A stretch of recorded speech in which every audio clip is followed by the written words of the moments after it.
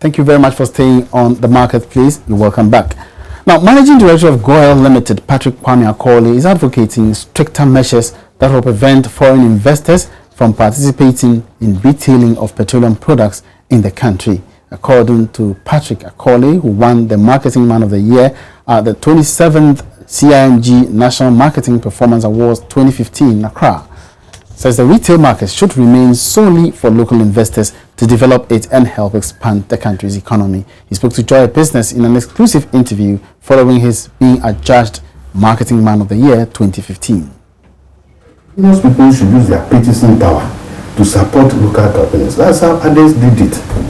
If you talk of Korea, Malaysia, even European countries, you can't go there and say you are going to sell fuel in Europe. Going to sell fuel in Europe or America. Now, why is it happening here? That we cannot retain fuel in our own country.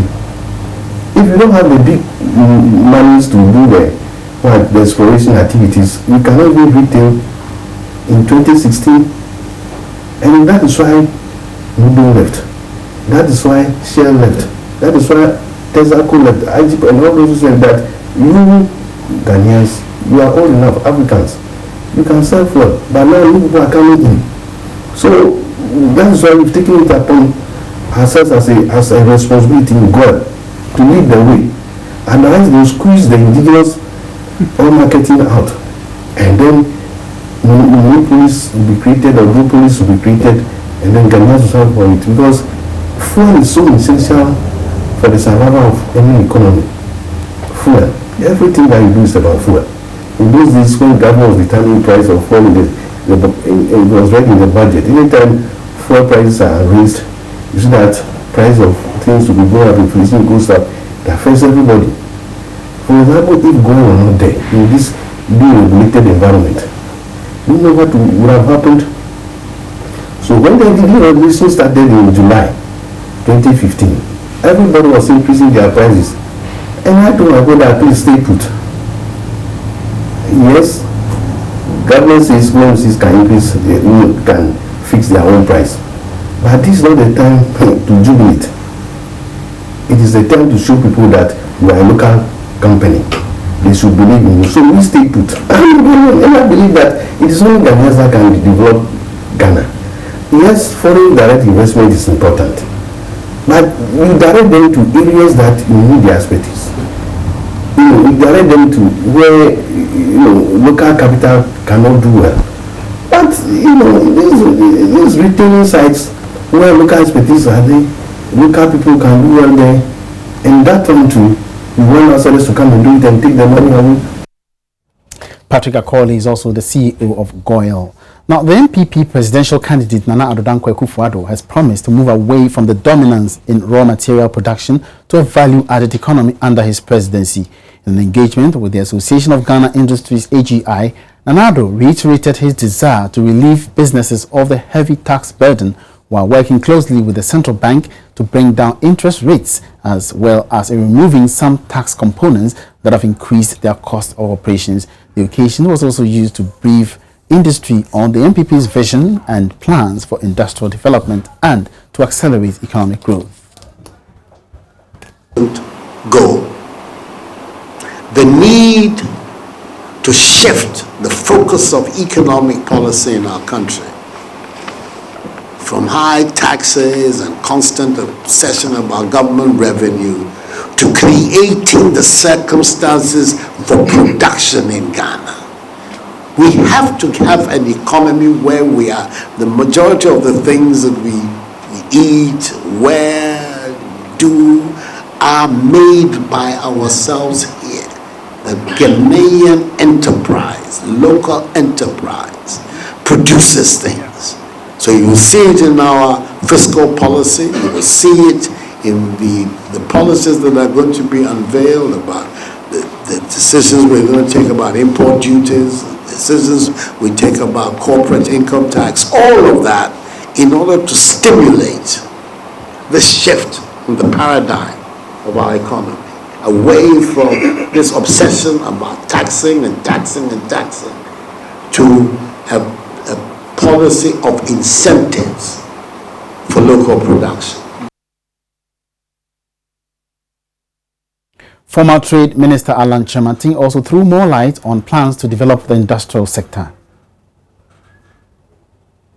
By any serious industrialist who is doing a business plan, if you cannot project over a 7 to 10 year period, then I'm not sure whether you want to stay in business. So the gap in this country is provision or access to medium to long-term financing. And there are a number of things that we are proposing to do. First is we will establish an industrial development fund, which would enable us support all critical industrial support interventions that we'll be talking about. So it's not just talking theory, but we'll back it with support. And when I talk about the industrial development fund, it is not just referring to the financing component of it. I mean, all the work that we want to do to support industry, R&D, reducing the cost, tax burden, all those things, it has to find itself from somewhere, not necessarily on the main capital budget. So the Industrial Development Fund is going to enable us support this. And since this is a more charitable forum, I know you will not be saying, but where are you going to get the money from? But we know where it's going to come from. First, part of it will come from government resources. I mean, whether it's NDC or NPP, if we can issue Euro bond for billions of dollars to support other things, why not to support industrial development, which will guarantee us the jobs. On his part, the president of the AGI, James Asare-J, on behalf of industries, enumerated the challenges confronting them, especially high taxes and the energy inconsistency. AGI believes that the economy has become largely import-oriented and is really not helping local indigenous businesses. We think that the initiative for Exim Bank, Ghana Exim, is laudable, but we believe that there's a need for this institution to be private sector driven, such that it will not become like previous institutions that have been set up to help the private sector, which have not lived up to expectation. Energy. Old foe problem, energy. AGI has consistently been calling for reclassification of electricity tariff such that industry will not continue to subsidize residential power users. Nana, we are making a special appeal to you that once you get a note, please work with AGI so that we will be able to do this reclassification to the extent that industry will not be disadvantaged. One key thing also is that there's a need for us to ensure effective implementation of the country's medium to long-term strategic national energy plan. It looks like the issue of DUMSO has become a cyclical problem. Every 7 years, we're looking forward to a challenge of this nature. But I think if we are able to implement the medium to long-term energy strategic plan of the country, definitely, I mean, we will just say goodbye forever to that.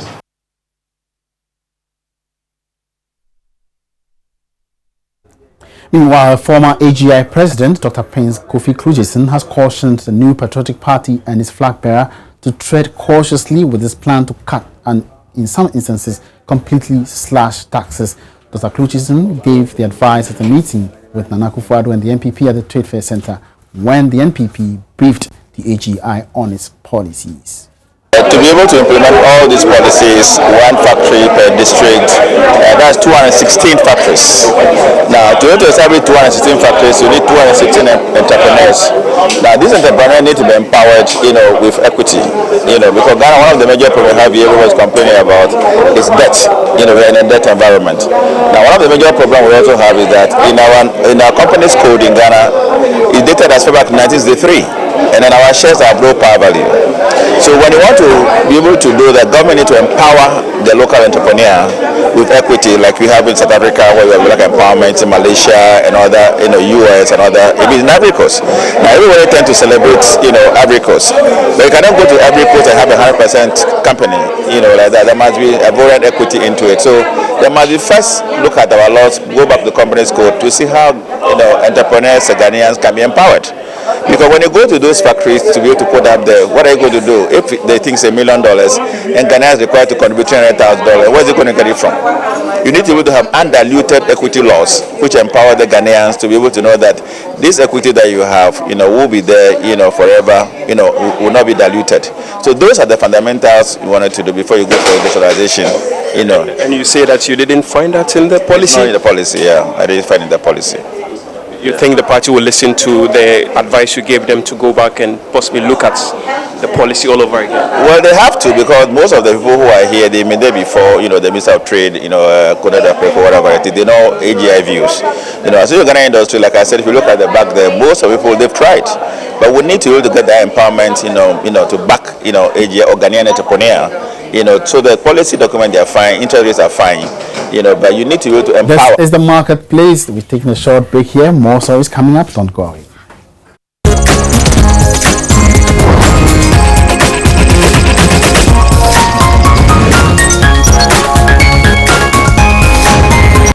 Thank you very much for staying. Welcome back. Now, exchange rate concerns as well as apprehension of the upcoming elections were cited as key drivers, leading to a marginal rise in the September inflation to 17.2%.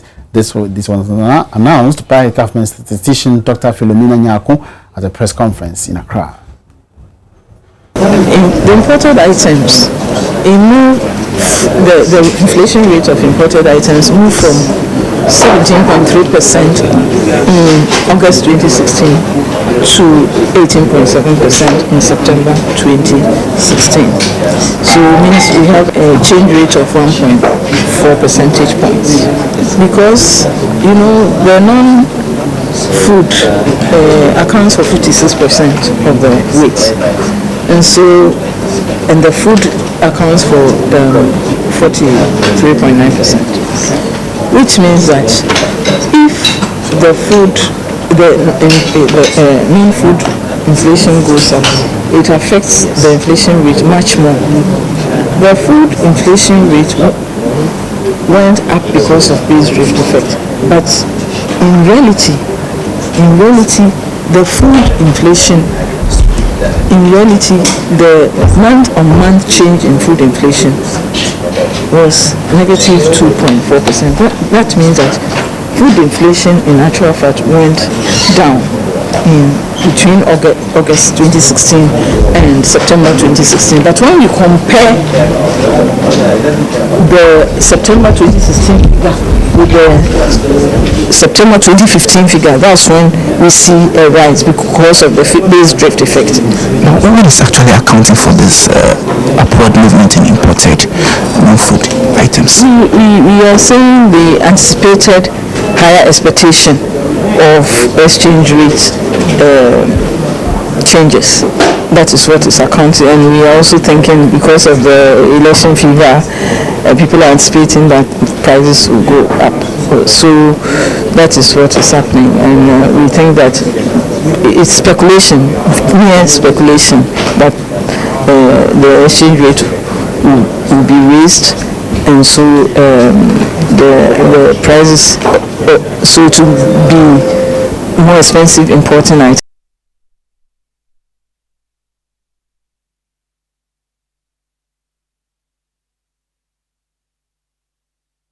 That was government statistician Dr. Philomena Nyako. Now, joining us on phone for some analysis on the situation is economist with Data Bank, Courage Kingsley Marty. Good afternoon, Courage, and welcome to the market, please. Good afternoon, and thanks for having me. All right, now for some time now, we've been witnessing a marginal increase in inflation. Is it normal? Is it because of the upcoming elections, or you think there are other factors? Because the government statistician for this instance has mentioned two key drivers: the exchange rate expectations and also apprehension in the election. Do you think they are normal? Well, you see, this underscores the difficulty the central bank is having to bring down inflation. One of the main conclusions you can draw from the explanation that the government statistician has given is the fact that expectations is key in the management of economic indicators, because expectations influence decision making, and these decisions finally would influence the other price indicators. And so because individuals have formed this expectation of currency pressures during elections, and of course we have a history. In 2008 the currency lost 21%. During 2008, that was an election year. In 2012, the currency lost 16%. That was also an election year. And so you can see that this expected pressure has informed decision making, and this is making it difficult for the central bank, despite the tight monetary regime, to contain these expectations. And so it only means that you need to sustain, credibility in your policy regime. And so going forward, the lessons from this again is that the currency must remain stable beyond the election period. Then you can be able to convince the decision makers that those speculations, those fears are unfounded. And so you then begin to influence their decisions and actions in a positive direction to bring down the pricing. Do you think that because of that, when the elections are over, the rates will begin to see a downward trend in the inflation rate? Yeah, we should see a downward trend in inflation. In fact, based on our latest checks, I think that one of the major factors that influenced inflation in September was the base drift effect, as was explained. Now, when we get into October, what we are likely to see is a favorable base effect also, because what we notice is that in recent months, the price index has been increasing marginally. But now, when you compare a marginal increase expected for October against October 2015 index, you will notice that there was a sharper increase in the October 2015 index, but in the October 2016 index, we are only expecting a marginal increase. So that should influence a marginal decline in inflation for October, holding other factors constant. But again, going beyond the elections and when things remain stable, as the market agents expect that it will not be stable, but when they remain stable, that will influence their decision in a positive way. So beyond the elections, I see inflation coming down in a sustainable way. All right, thank you very much, Courage Kingsley Marty, for your time. Courage Kingsley Marty is an economist with Data Bank. Now, moving on, fertilizer imports into Ghana and the West African sub-region, especially from abroad, is expected to drop drastically by the third quarter of next year. This is because cement manufacturer Dangote has commenced the construction of a $2 billion fertilizer production plant with a capacity of processing over 3 million tons of the product annually. As the largest single fertilizer complex in the world, the plant, sprawling over 500 hectares of land, will, apart from meeting the supply needs of farmers across the sub-region, reduce production costs. Speaking with Joy Business at the construction site at Lekki within the Lagos state of Nigeria, General Manager of Dangote Fertilizer Limited, Anurag Jaiswal, said the impact on the economy of Nigeria and the entire region cannot be overemphasized. So this will be, as I told you, is going to be one of the largest single capacity complex coming up at a single time in the world. Okay, such a huge capacity. Okay, we will be producing total 8,000 tons of urea per day. Okay, as I told you, we will be having 2 trains of ammonia, 2 trains of urea. Each train of urea will be producing 4,000 tons. Okay, so into 2, 8,000 tons. In a year, it will be 3 million tons. Okay, so this is a huge capacity and one of the single largest, you can say, the single unit plant. Okay, that's such a 4,000 tons of capacity. Actually, and the freight cost also. That's what I'm telling you. If you are importing from Gulf and importing from Nigeria, so it will be cheaper from Nigeria. So what really is the impact on the economy that you are looking for? There will be huge impact now because we will be saving having a lot of foreign exchange. Now most of the fertilizer is imported in Nigeria. Now it is coming up, Indorama, and now we are setting up a huge plant. The requirement is more, is a huge. Okay, so when we'll be stop importing the fertilizer, the foreign exchange savings will be huge for the country. Currently, see, Ghana is near to Nigeria. It's in Africa. Okay, so if you are importing from Gulf countries and other countries, so this urea will be cheaper to you. Okay, because that is produced in Nigeria.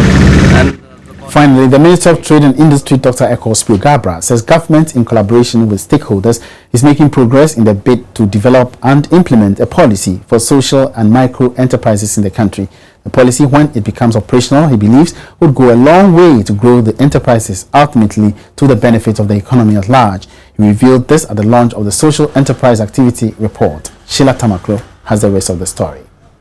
Social enterprises are businesses that tackle challenges in the society to create jobs, but prioritizing the impact over profits. According to the Social Enterprise Activity Report, there are currently about 26,000 social enterprises operating in Ghana. About 100 of these enterprises sampled make over 8 million Ghana cedi every year. However, there's no policy regulating the sector, but the Minister of Trade and Industry, Dr. Eko Spiogabra, said plans are underway to address the issue.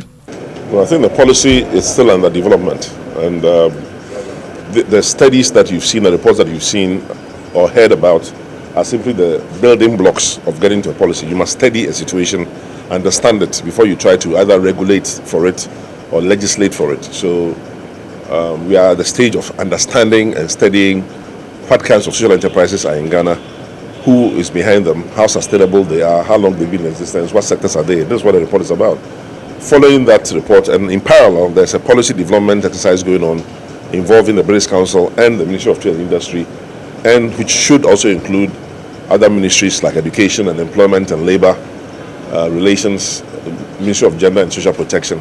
And I think these particular ministries and some of the agencies under them, collectively, with the private sector and other non-governmental institutions of the British Council, can eventually propose a document that will become a policy for the country. And if in that policy there's a need for specific legislation or regulation, either to support, promote, or protect social enterprises, then we'll be happy to do that. The Social Enterprise Activity Report highlights a positive outlook for the social enterprises in Ghana, with the current support systems by government and other development partners, including the British Council. The Director for British Council, Liliana Biglow, also said the role of social entrepreneurs in economic development cannot be overemphasized. My belief is that sustainable economy and what follows global sustainability can only be shaped and will be shaped by business and entrepreneurship. But business and enterprise with a social twist. And on that note, we wrap up this afternoon's edition of The Marketplace. Thanks for joining us, and let's catch up again tomorrow for more interesting developments in the world of business. My name is Emmanuel Apuaji Viafi. Good afternoon.